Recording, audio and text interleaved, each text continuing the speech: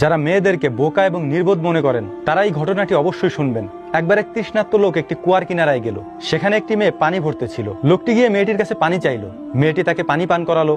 পানি পান করার পর লোকটি ওই মেয়েটিকে বলল, আমাকে মেয়েদের চালাকি সম্পর্কে কিছু বলো। তো সাথে সাথে মেয়েটি বাঁচাও বাঁচাও বলে জোরে চিৎকার করতে শুরু করলো। তার চিৎকার শুনে গ্রামের লোকজন কুয়ার দিকে ছুটে আসতে লাগলো। লোকটি ভয় পেয়ে গেল এবং বলল, তুমি এমনটি কেন করলে? তো মেয়েটি বলল, যাতে লোকজন এসে তোমাকে মারধর করে এবং মারতে মারতে মেরেই ফেলে। লোকটি ভয় পেয়ে গেল এবং বলল, আমাকে মাফ করে দাও, আমি তো তোমাকে ভালো মেয়ে মনে করেছিলাম। এটা শুনে মেয়েটি বালতির সমস্ত পানি নিজের গায়ে ঢেলে সমস্ত শরীর ভিজিয়ে ফেললো।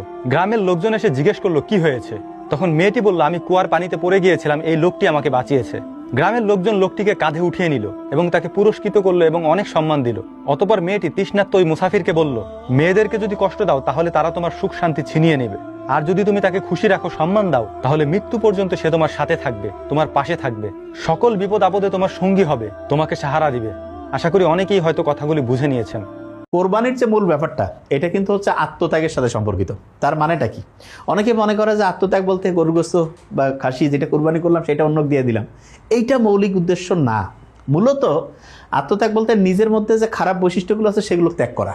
যেমন প্রথম বৈশিষ্ট্য হচ্ছে রাগ, প্রত্যেকের মধ্যে আছে না, এটা ত্যাগ করা, এটা খুব ভালো একটা কোরবানির উদ্দেশ্য। তারপর হচ্ছে কি অন্যের দোষ দেওয়া, এইটাও বাদ দেওয়া। অন্যের সমালোচনা করা বাদ দেওয়া। তারপরে মিথ্যা কথা বলা বাদ দেওয়া। তার মানে খারাপ যে বৈশিষ্ট্যগুলো আছে এগুলো বাদ দেওয়ার জন্য যেই মনের মধ্যে একটা ইচ্ছা শক্তি হয়, এইটা হচ্ছে কোরবানির একটা